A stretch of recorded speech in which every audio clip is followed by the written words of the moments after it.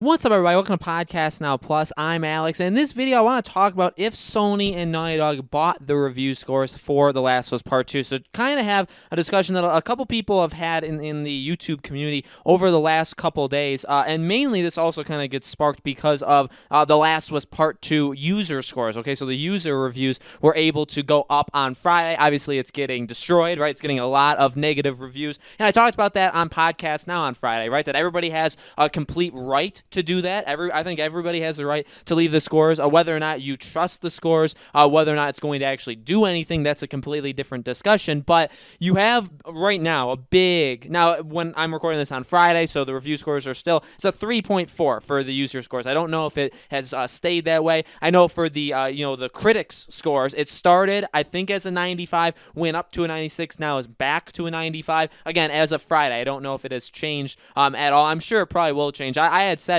I think it was going to fall in that 93 to 95 group. So big divide and very high ratings from the critics. And the thing that a lot of people, definitely people I think are upset at Naughty Dog, that are upset at Sony, that are upset at The Last of Us Part 2, a lot of people calling out the review scores of critics, saying that they were bought. Here's what I'll say. Firstly, my opinion on the review scores in general from gaming journalists. I don't trust them. I don't go by them. And I've said this before. When I buy a game, I go based off of my own opinion, okay? If it's maybe part of a franchise I've already played, obviously I think it maybe has a better chance. If it's a game I'm interested in, sometimes it can catch my eye in gameplay. Sometimes it could do it just in like a reveal. I mean, there's a lot of different ways. Sometimes just something very, very small can catch me, and I'm like, you know what? Sign me up. Whether it's a AAA game or whether it's a smaller game, different things for different games for sure, and I'll get them. Okay, that's how I go about it. I don't go based off of the Metacritic. I don't say, oh, I'm buying this game tomorrow, and then I check the Metacritic score, and it's not what I had wanted it, and I'm like, oh, I can't buy this game anymore. Now I need to, basically take away my pre-order. I never do that, right?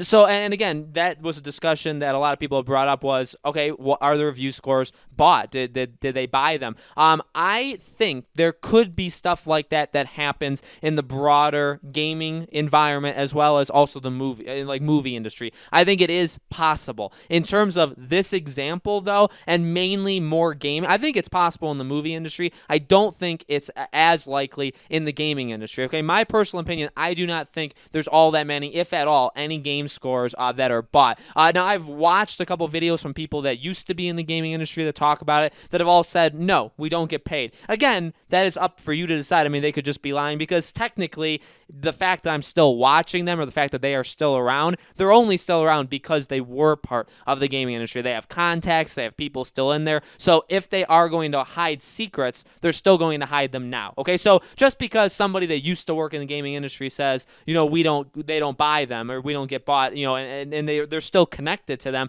I'm not going to just automatically believe that. But my own opinion, where I stand on this, is this. I don't really think that there are things that are bought. I think it could be a little bit more peer pressure. I think that does probably happen where maybe sites talk to each other, and because that does definitely happen. In terms of like article writing and stuff like that, there are definitely sites that talk to each other that I'm sure there's like collections of sites that say, okay, we're going to all try and do this kind of thing. I know that could maybe be more like conspiracy theory, but I think it's just been proven so many times. When you have articles sometimes that come out or things that are basically the exact same topics that are all released around the exact same time, where it's like, well, how would they have known that, you know what I mean? Like, why did they all do the same thing at the same time? You know what I mean? Or all have the same kind of feel for something. Now, yes, if you're talking about a game and a review, of course you're going to be focusing probably on the same things a lot of others are talking about. I understand that happens. I'm just saying, I think in general, they're not bought. I don't think they're bought. I think it could be more. If you want to believe that there's some sort of conspiracy, I think you can maybe argue more that there's more peer pressure.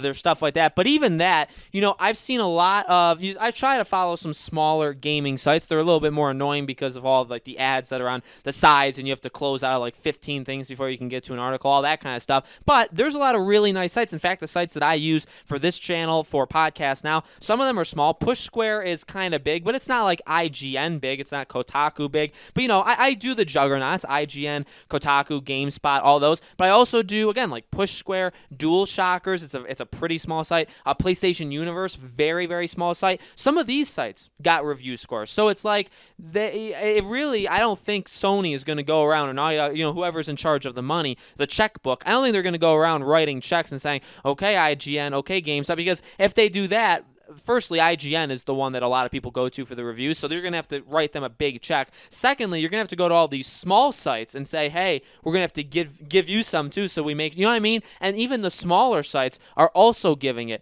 good scores. I think it's just in general, I mean, people are going to have their own opinions. People are going to think games are good. People are going to think games are bad. You're not always going to agree. I think there's some larger conspiracy going on in this game. I think generally the thing that people have said, because we read over the review scores that a lot of people and the reviews that a lot of critics gave this game, and I think what I kind of came into the conclusion of is a lot of them, all the ones that gave it really positive reviews, said that the big twists, the big things that happen in this game, it's not going to please everybody. If you like them, you're going to like this game. Okay, so the people that gave it high scores, the big things that happen in this game, they were on board for. They fell for it, if you want to say that, or they just kind of went along for the ride. Okay, maybe if you didn't, then you're not going to give it so high of a review score. Now, is it ironic that all of the major sites that are giving it high scores, they all seemingly bought into it? Maybe. I think that could just be a bigger problem. I think that's also a thing you got to think about. I think that's a bigger problem in the gaming industry. If you look at these reviews, firstly, they weren't able to really talk about the second half of the game, which is massively important, right? They could give their review based off of it, but they couldn't really talk about it. Then you had kind of wave 2. Remember, there were some creators that didn't really start getting this game, didn't start producing content till like a few days before this game came out. Remember, there was like wave 1 with all these review sites that got it back to get the review up for last Friday. But then this past week, leading into Last of Us Part 2, there were even more channels, there were YouTube channels, there were Twitch channels, there were all these different things. There's a bunch, like a wave 2, and they all got stuff where they started producing content for it, right? So why was it split up? Why did some start making content later than others? Why was there that kind of stuff? Why were they not able to talk about Part 2? Obviously, like the second half of this game, not literally Part 2. It obviously would spoil a lot of this game, but it is a massively important part of if you like this game or if you don't like this game. You know what I mean? So there are some weird things with this whole review thing, but in terms of buying the review scores, I don't buy it. I feel like the sites are more afraid of other things.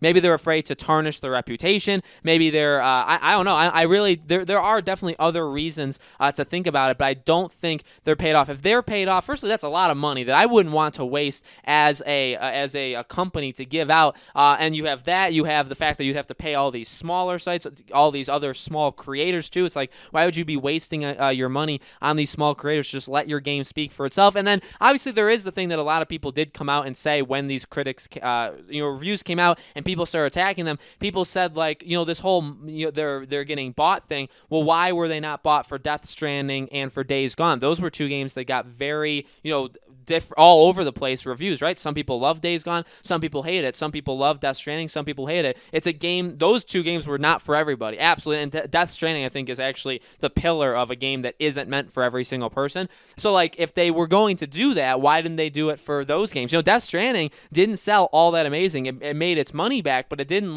do, absolute incredible numbers. So maybe the review scores would have helped if it got higher scores, you know what I mean? Why didn't those scores do better? Why didn't Days Gone? Days Gone was a pretty average reviewed game. That was one of the weaker PlayStation exclusive games that got reviewed. Why wasn't that bought? You know what I mean? So why would they pick the last? Now, you could say, we would all know why they would pick the Last of Us Part 2, but the question is, why didn't they also pick those other games? You know what I mean? So there's definitely more to it. I'm definitely willing to give people that, but I just don't think, my own personal opinion is I don't think these reviews were bought off. So guys, let me know in the comments below, what do you think? Do you think these reviews were bought? Do you think there was something else going on that maybe influenced the scores that were given? Let me know. As always, make sure you guys are subscribed to this YouTube channel. Hit the bell icon so you guys know when these videos go up. And I do a new video on this channel every single day. More The Last of Us videos are coming over the next several weeks. I'm going to try and mix it in with things that happen, like news stories and stuff like that. But every couple days for sure there'll be more Last of Us videos on this channel and podcasts. Now I'm covering it at least one video a day for the next while, okay? Thank you guys for watching, and I'll see you all on the next video.